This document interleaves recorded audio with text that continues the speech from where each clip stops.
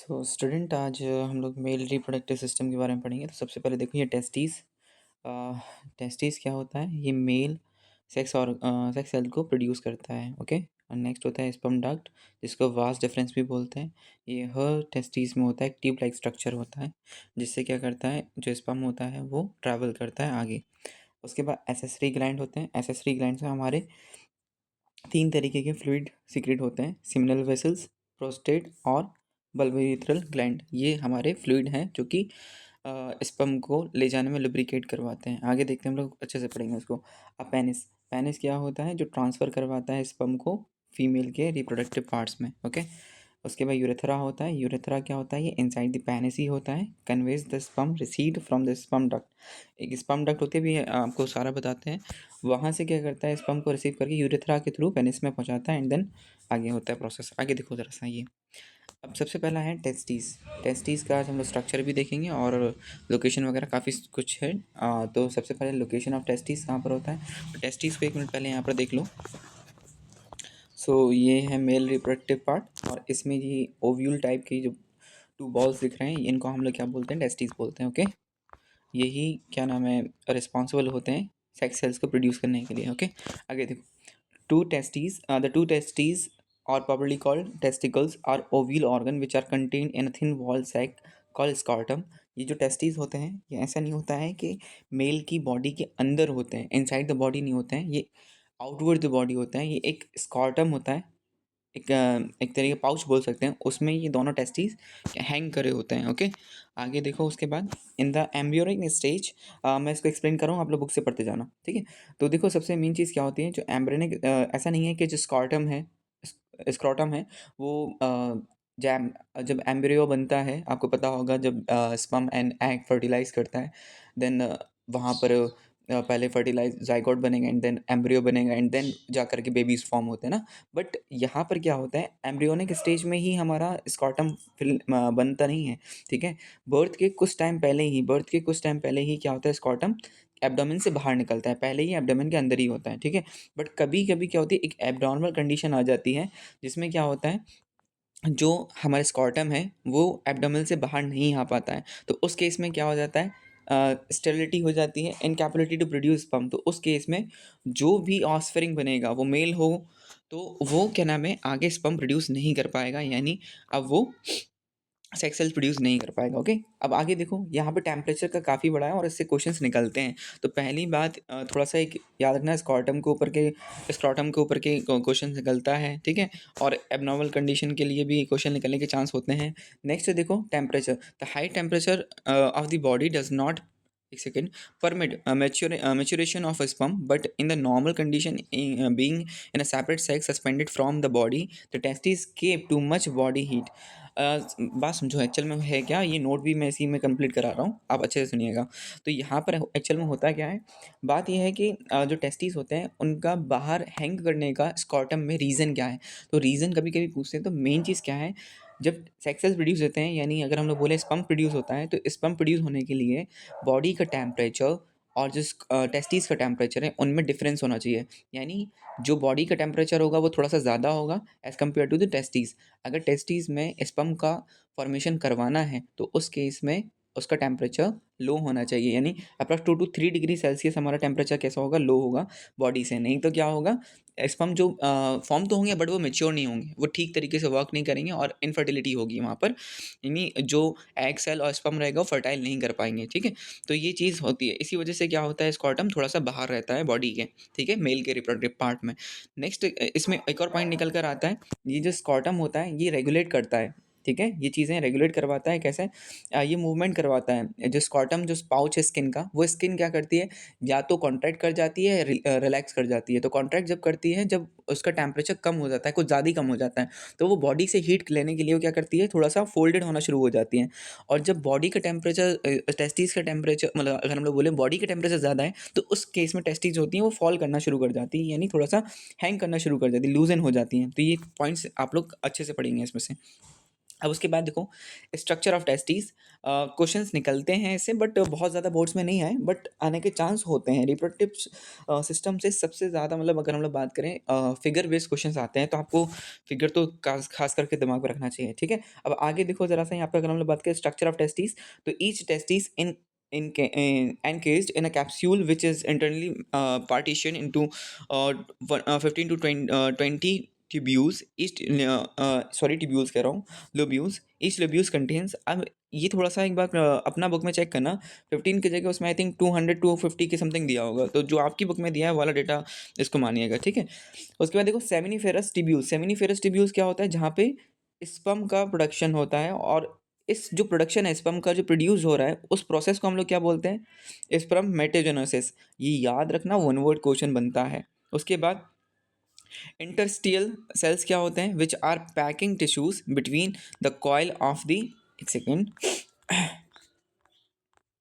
just a second, color the seminiferous tubule. The interstitial cells, also called Leydig cells, produce to male hormones testosterone. तो याद रखना कि कौन से, एक सेकेंड रुकिएगा, हाँ याद रखिएगा कि कौन से, क्या नाम है, टेस्टोस्टेरोन कौन से सेल्स प्रोड्यूस करते हैं, तो लेडिग, लेडिग बोलो जो बोलना आपको, प्रोनाउंस कर लेना, सेल्स क्या नाम प्रोड्यूस करते हैं, ठीक है। ये इनको और भी हम लोग क्या बोलते हैं, इंटरस्टियल सेल्स बोलते हैं। तो याद रखना, मेल में मोस्ट इंपॉर्टेंट जो हार्मोन होता है वो टेस्टोस्टेरोन रहता है, ठीक है। कल भी ये बात बताई थी आप लोगों को, तो याद रखेंगे आप लोग, ठीक है। अब ज़रा सा इसके कुछ पॉइंट्स हम लोग चलो पहले इसी में देख लेते हैं बुक से, फिर उसके बाद आपको वो पूरा शो कराते हैं।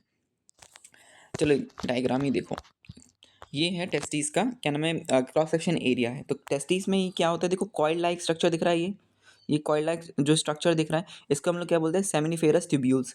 ये क्या बोलते हैं, सेमिनिफेरस ट्यूब्यूल्स बोलते हैं। इन्हीं में क्या होता है, स्पर्म का फॉर्मेशन होता है। याद रखना, ये क्या होता है, सेमिनिफेरस ट्यूब्यूल्स होता है, इन्हीं में क्या होता है, स्पर्म का फॉर्मेशन होता है, ठीक है। बहुत अच्छे से याद रखिएगा।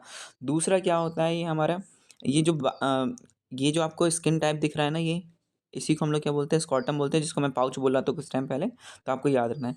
लोब्यूल्स ये होते हैं जो बाकी का, सेमिनिफेरस ट्यूब्यूल के बाद जो ये एरिया दिख रहा है ये वाला, इसको बोलते हैं लोब्यूल्स बोलते हैं, ओके। सो और उसके बाद हम लोग क्या बोलते हैं, ये क्या होता है, नेटवर्क और नेटवर्क ऑफ स्पर्म डक्ट होता है इस पूरे को, बट यहाँ पे लेबलिंग नहीं है, शायद आपकी बुक में हो। और ये सिंगल को हम लोग क्या बोलते हैं, एफरेंट डक्ट बोलते हैं। ये एफरेंट देखो यहाँ पे क्या है, जैसे ही यहाँ पे स्पर्म फॉर्म होगा, ये आगे जाएगा, किस में जाएगा, इसे पार्ट में जाएगा, इस पार्ट से कहाँ पर जाएगा, एफरेंट डक्ट में जाएगा। एफरेंट डक्ट आगे जा करके सारी इतनी सारी आपको दिख रहे हैं ना डक्ट, इतने सारे डक्ट, ये आगे जा करके सुपर कॉइल टाइप के हो जाते हैं, तो इसे क्या बोलते हैं, एपिडिडाइमिस बोलते हैं। एपिडिडाइमिस में क्या होता है, यहाँ से स्पर्म जाता है और ऊपर जा करके जाता है। तो याद रखना ये पॉइंट्स हैं। एपिडाइमिस, ये अपर एपिडाइमिस होता है और लोअर एपिडाइमिस होता है। तो क्वेश्चन आता है कि स्पर्म कहाँ से फॉर्म होकर कहाँ पर जाता है, तो उसमें पहले अभी कुछ पार्ट बता रहा हूँ, आगे के पार्ट आगे बताते हैं। तो याद रखना, स्पर्म का फॉर्मेशन कहाँ पर होता है, सेमिनिफेरस ट्यूब्यूल्स में होता है। उसके बाद ये नेटवर्क ऑफ टेस्टिस या नेटवर्क ऑफ क्या नाम है, सेमिनिफेरस ट्यूब्यूल्स में जाता है, एंड देन कहाँ पर जाता है, क्या नाम है, एफरेंट डक्ट में जाता है। एफरेंट डक्ट में जाने के बाद कहाँ पे जाता है, एपिडिडाइमस में जाता है। ये अपर पार्ट है एपिडिडाइमस का, इसके बाद लोअर पार्ट आता है एपिडिडाइमस का, एंड देन आगे जाता है, ठीक है। तो ये कुछ है, इनको याद रखिएगा। और जब ये लोअर एपिडाइडीमिस के पास कहाँ पर जाता है, स्पर्म डक्ट में जाता है, इसको वास्ट डिफरेंस बोलते हैं, ठीक है। पॉपुलेशन वाले चैप्टर में एक अभी आप लोग एक चीज़ पढ़ोगे, उसमें भी ये वास्कोटॉमी आएगा, ठीक है। चलो आगे देखते हैं, ठीक है। आई थिंक समझ में आया होगा, एक सेकंड रुको। हाँ, आगे देखो, the sperm producing sales of the seminiferous tubules keep multiplying to and produce sperm. The mature sperm pass into a small network of tubules. From the network arise 12 to 14 ducts, efferent ducts, जो अभी आपको बताया था। उसके बाद efferent duct के बाद कहाँ पे जाएगा, जो सुपर कोयल हो जाएगा, उसे हम लोग क्या बोलते हैं, एपिडिडाइमस बोलते हैं। तो which join a small tubular knot, ये क्या है, ट्यूबुलर नॉट है, इसको हम लोग क्या बोलते हैं, एपिडिडाइमस बोलते हैं। थोड़ा सा क्या करिएगा, चैप्टर में खोल करके जल्दी से उसको डायग्राम को सामने रखो, नहीं तो प्रॉब्लम आएगी, ठीक है। आगे देखो, the upper pole of the testis, the epididymis is continued by the side of the testis up to its back from the where distance tubed sperm duct. Vast difference बोलते हैं, वहाँ पे अलग अलग हो जाएगा। ये क्या करेगा, देखो बात समझना एक्चुअल में हो क्या रहा है। सेमिनिफेरस ट्यूब्यूल्स में हमारा क्या हुआ, स्पर्म बना, स्पर्म बनने के बाद वो कहाँ पे जाएगा, हमारे हाँ सॉरी, कहाँ पे जाएगा, एफरेंट डक्ट में जाएगा। एफरेंट डक्ट में जाने के बाद कहाँ पर जाएगा, एपिडिडाइमस में जाएगा, अपर एपिडिडाइमस में जाएगा। अपर एपिडिडाइमस में जाने के बाद कहाँ पर जाएगा, लोअर में जाएगा। लोअर के बाद कहाँ जाता है, स्पर्म डक्ट में जाता है, या उसको हम लोग क्या बोलते हैं, वास डिफरेंस बोलते हैं, तो याद रखिएगा। The epididymis internally contain a single coil tubule about 6 metre long होती है। समझ रहे हो कितना ज़्यादा कॉइल हुआ होगा फिर अगर 6 मीटर लॉन्ग है, विच traverse from the upper part of the testes to its back and then it's continue into a sperm duct. The epididymis stores the sperm. Epididymis क्या करता है, स्टोर करता है sperm को for some days during which they mature and become motile. Motile का मतलब यार, motile नहीं बोल रहा हूँ, MOR वाला नहीं है, motile है। motile मतलब होता है मूव करने वाला, यानी जिसमें मोशन कर पाए, ठीक है। तो मैंने कल भी क्वेश्चन ऐसा पूछा था आप लोगों से, तो कौन सा जो सेक्सल है क्या नाम है, मोटाइल होता है, तो एग नहीं होता है, वो क्या होता है, स्पर्म होता है, ठीक है।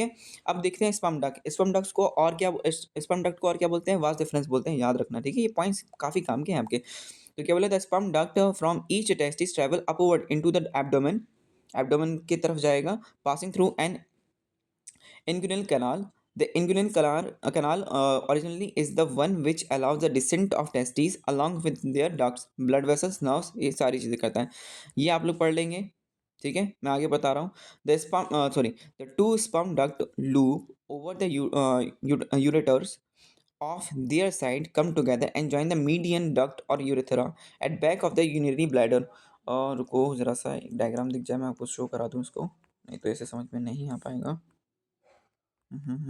हाँ, देखो एक्चुअल में है क्या, ये आपके टेस्टिस हो गए, ये एपिडिडाइमस हो गए ना, ये एपिडिडाइमस हो गए। एपिडिडाइमस के पास ये आ जाएगा, हमारा स्पर्म डक्ट आ जाएगा, इसी को हम लोग क्या बोलते हैं, वास डिफरेंस बोलते हैं, ठीक है। वास डिफरेंस के बाद ये क्या आगे जाता जाएगा, देखना ये आगे जाएगा, ये पूरा यहाँ पर कहाँ पर जाएगा, यूरेथ्रा में आ जाएगा, ठीक है। यूरेथ्रा से ही क्या होता है, ये पेनिस के थ्रू बाहर एजैकुएट करता है, ठीक है। ये यूरिनरी ब्लैडर के पास होते हुए जाता है, याद रखना, यूरिनरी ब्लैडर और जो वास डिफरेंस है वो एक साथ ही आ जाते हैं आगे जा करके, ठीक है।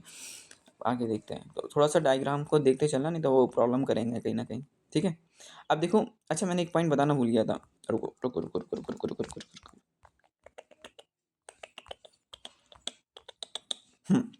तो देखो, टेस्टिस तो हमारा हो गया, क्या नाम है, सेक्स सेल को प्रोड्यूस करने में, ये क्या है, एसेसरी रिप्रोडक्टिव पार्ट है ये चार, ठीक है। तो क्वेश्चन आ जाएगा, what are the accessory reproductive parts, आप लिख देंगे वहाँ पर, ठीक है, वो चारों के नेम। आगे आते हैं भाई, कहाँ चले गए हो तुम, आगे आओ। हाँ, आगे देखो, एसेसरी ग्लैंड, ये ग्लैंड होती हैं, जैसे देखो स्पर्म क्या है, स्पर्म एक तरीका से सेल है, सेल है ना, वो तो सेल मूव थोड़ी ना कर पाएगा ढंग से, मतलब हम कह रहे हैं कुछ भी होगा, बट वो मूव नहीं कर पाएगा ना जब तक कि उसमें लुब्रिकेंट ना हो। लुब्रिकेंट मतलब एक तरीके से बोल सकते हैं एक फ्लूइड प्रेजेंट ना हो, तो वो फ्लूइड होने के लिए हमारे पास 3 ग्लैंड होते हैं। तो इस पहले हो जाएगा, कौन सा आ जाएगा, सेमिनल वेसिकल आ जाएगा, ठीक है। ये मेल एसेसरी ग्लैंड है, बहुत ज़रूरी है, पूछ सकता है। क्या बोला, a pair of lobulated glands located between the posterior surface of the urinary bladder and the rectum। थोड़ा सा डायग्राम को देखते चलना। A duct from each seminal vesicle join the corresponding sperm duct just before units with the urethra। urethra अभी थोड़ी देर पहले ही बताया था कि पहले वहाँ तक जाएगा एंड देन फिर क्या नाम है कनेक्ट हो जाएंगे यूरेथ्रा और क्या नाम है वास डिफरेंस, या उसको हम लोग क्या बोलते हैं, स्पर्म डक्ट बोल देते हैं। प्रोड्यूसर सिक्रीशन, अब यहाँ पर क्या होगा, यहीं पर मतलब ये हमारे वास डिफरेंस में क्या होगा, प्रोड्यूस हो जाएगा, क्या प्रोड्यूस होना शुरू हो जाएगा, produce secretion serves as medium for the transportation of sperm. Sperm को ट्रांसपोर्टेशन में हेल्प करवाता है। The mixture of this fluid and sperm produce milky fluid, और इसी को हम लोग क्या बोलते हैं, सीमन बोलते हैं। तो याद रखना, कंफ्यूज मत करना कि स्पर्म और सीमन दोनों अलग चीज़ है। स्पर्म सिर्फ सेल है, और जो सीमन है वो क्या है, हमारा फ्लूइड के साथ जब मिक्सचर हो जाता है सेमिनल वेसिकल्स में, जब क्या नाम है हमारा जो फ्लूइड निकलता है, उस फ्लूइड के साथ जब क्या नाम है मिक्स होता है तो एक मिल्की फ्लूइड तैयार होता है, उस फ्लूइड को हम लोग क्या बोलते हैं, सीमन बोलते हैं। तो सीमन में और स्पर्म में फ़र्क है। In the sperm duct the sperm are sluggish, but by the addition of this secretion they becomes active। पहले ये क्या करेंगे, स्लगिश करेंगे, सिकुड़ेंगे, बट आगे जा करके क्या होंगे, जब इनको लुब्रिकेंट मिल जाएगा तब जा करके ये मूव करना शुरू करेंगे, ठीक है। उसके बाद आगे देखो, नेक्स्ट वाला, नेक्स्ट ग्लैंड कौन सी आ जाएगी, कहाँ गया भाई, प्रोस्टेट ग्लैंड। प्रोस्टेट ग्लैंड क्या होता है, a bilobed structure surrounds the urethra close to its origin from the bladder। थोड़ा सा रुको, मैं इसको डायग्राम में दिखाना पड़ रहा, कहाँ गया, प्रोस्टेट ग्लैंड ये दिख रहा है, ये इसको बोलते हैं प्रोस्टेट ग्लैंड। ये आजू बाजू में दोनों तरफ होता है। उसी के नीचे अभी देख लो, अभी के अभी ये क्या होता है, बल्बो यूरेथ्रल ग्लैंड होता है। पोस्टरल ग्लैंड के जस्ट नीचे क्या मिलेगा, बल्बो यूरेथ्रल ग्लैंड। ठीक है, ये दोनों ही का अच्छा वर्क है। अभी आपको बताते हैं, रुक जाओ। अरे भाई कहाँ गए हम, इधर। तो याद रखना, ये जैसे कि हमारा वेसिकल्स, एक मिनट, कहाँ गया वो, अरे भाई कहाँ जा रहे हो, ये प्रॉब्लम हो रही है इसमें।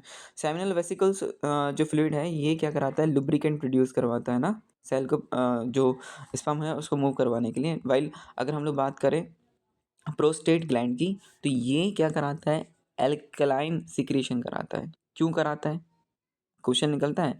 एक्चुअल में क्या रहता है, रुको यहाँ पे मैं पढ़ दे रहा हूँ। It process an alkaline secretion into the semen.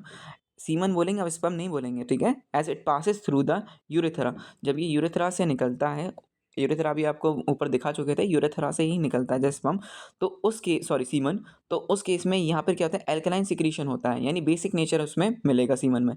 It neutralize acid in female vagina. Female vagina में क्या होता है, थोड़ा सा एसिडिक प्रॉपर्टी होती है, मतलब एसिडिक होता है उनका। तो उस चक्कर में क्या होगा, अगर स्पर्म डायरेक्टली जाएगा तो क्या रहेगा, वो पूरी तरीके से ख़राब हो सकता है, उसका सेल बर्बाद हो जाएगा। तो ये ना हो इसलिए क्या करता है, यहाँ पर प्रोस्टेट ग्लैंड क्या करता है, एल्कलाइन सिक्रीशन करवाता है, ताकि जो बेस है वहाँ पर जाके ये क्या करा दे, वहाँ पे न्यूट्रलाइजेशन रिएक्शन हम कह सकते हैं करा दें, ताकि जो हमारा जो सीमन है, सीमन भी अपना क्या नाम है थोड़ा सा हेल्प करता है, बट उसके साथ साथ ये न्यूट्रलाइजेशन रिएक्शन के थ्रू क्या करता है, जो सेल है उसको बचा कर रखता है ना। आगे देखो, बल्बो यूरेथ्रल ग्लैंड क्या होते हैं, अभी आपको जस्ट बताए थे, जो पोस्टरेट ग्लैंड थे उसके जस्ट नीचे था। These are two small ovoid gland which open into urethra just before it enters the penis. The secretion serves as lubricant. ये भी हमारा कैसे वर्क करता है, लुब्रिकेंट के जैसा वर्क करता है। ठीक है, तो ये याद रखना, ये खास करके आपको जो एसेसरी ग्लैंड है खास करके लर्न करना है, मतलब खास करके इसके सारे पॉइंट्स रखना है, और कोशिश करिएगा कि शॉर्ट नोट बना लें। अब पेनिस क्या होता है, the penis lies in front of a scrotum, cylindrical in shape, serves for the passing out of both semen and urine। एक चीज़ याद रखना, जो मेल का रिप्रोडक्टिव पार्ट होता है उसमें जो पेनिस होता है वो क्या करता है, सीमन को भी पास करवाता है और यूरिन को भी पास कराता है। वाइल अगर हम लोग बात करें, यानी सेक्स सेल को भी क्या नाम है मूव करवा रहा होता है उसी जगह से, और उसी जगह से यूरिन को, बट फीमेल्स में ऐसा नहीं होता है। ठीक है, उनके अलग अलग होते हैं। आगे देखो, it is highly vascular organ. ये किस तरीके का ऑर्गन, वेस्कुलर ऑर्गन है, हैविंग erectile tissue होते हैं इसके अंदर, and vascular spaces. Under the influence of sexual stimulation, blood flows in large amount into the penis and enters into the vascular spaces और cyanosis which makes it rigid and erect. Expansion of these spaces compresses the veins and thus blood cannot drain out. Such condition of penis is called erection। ठीक है, ये condition निकल कर आता है कि which condition is known as erection, तो आपको यहाँ पे थोड़ा बहुत बताना पड़ेगा। ठीक है, इसके सारे पॉइंट्स अच्छे से दिमाग में रखना जो मैंने बताए हैं सारे। ये वाला तो पैरा थोड़ा काम का बन सकता है, बट इसमें से थोड़े कम ही क्वेश्चन आते हैं। आगे देखो, सीमन के ये वाला पार्ट आप लोग पढ़ लेंगे थोड़ा सा। ये याद रखो, the course of sperm in male किस तरीके से जाता है। सबसे पहले बनता कहाँ पे है, मैंने बताया था सेमिनिफेरस ट्यूब्यूल्स में मिलता है। सेमिनिफेरस ट्यूब्यूल्स के बाद कहाँ पर जाता है, वैसे तो एफरेंट डक्ट में जाता है, एंड देन उसके बाद आगे एपिडिडाइमस में जाता है, बट यहाँ पे क्या बोला, नेटवर्क ऑफ ट्यूब्यूल्स में। नेटवर्क ऑफ ट्यूब्यूल्स अगर याद आ रहे हो तो मैंने बताया था, जो सेमिनिफेरस ट्यूब्यूल्स है उसके बाद क्या नाम है, नेटवर्क ऑफ क्या नाम है वो मिलेंगे आपको, ट्यूब्यूल्स मिलेंगे इस तरीके के, है ना, अगर याद आ रहा हो इस तरीके के कुछ ट्यूब्यूल्स मिलेंगे, और फिर ये आगे जा कर के मिल जाते हैं, और यहाँ पे ये एफरेंट सॉरी इन्हीं को हम लोग एफरेंडक्ट बोलते हैं। ये वाला होता है, ये वाला क्या होता है, एक सेकंड रुको, थोड़ा सा डायग्राम, अरे बेटे डायग्राम डायग्राम आप लोग ऊपर देखो जरा सा डायग्राम, ठीक है, बुक में। नेटवर्क ऑफ ट्यूब्यूल्स मिलेगा, नेफ्रेंट ऑफ ट्यूब्यूल्स के बाद क्या मिलेंगे, एफरेंट डक्ट मिलेगा। एफरेंट डक्ट आगे जाकर के कॉइल्ड हो जाते हैं, उनको हम लोग क्या बोलते हैं, एपिडिडाइमस बोलते हैं। ये क्या होता है, अपर पार्ट होता है, ये मिडिल पार्ट में हमारा एपिडिडाइमस होता है, and then hind part epididymis होता है। इस तरीके से क्या नाम है फ्लो करता है जो स्पर्म होता है। फिर उसके बाद क्या जाता है, स्पर्म डक्ट में जाता है, जिसको हम लोग वास डिफरेंस भी बोलते हैं, एंड देन कहाँ पर जाता है, यूरेथ्रा। यूरेथ्रा से ही हमारा पेनिस कनेक्ट होता है, और पेनिस से ही क्या होता है, स्पर्म का एजेक्शन हो जाए, मतलब रिलीज़ होगा, और बाकी ठीक है। तो इतना आप लोग थोड़ा सा बुक से ज़रूर पढ़ेंगे, नहीं तो प्रॉब्लम होगा। और नेक्स्ट वाले में हम लोग फीमेल रिप्रोडक्टिव पार्ट पढ़ने वाले हैं। तो देखो, ये थोड़ा सा कॉम्प्लिकेटेड ज़रूर होता है, बट ऐसा है इतना ज़्यादा भी कॉम्प्लिकेटेड नहीं है, बट आप लोग जब पढ़ना तो ये थोड़े से डायग्राम ज़रूर साथ में रख कर पढ़ना, नहीं तो प्रॉब्लम होगा। ये डायग्राम खास करके पढ़ना, पहले लेवलिंग सीख लेना इसकी हाल, मतलब लेवलिंग कम से कम पहले देख लेना पढ़ने से पहले, ठीक है?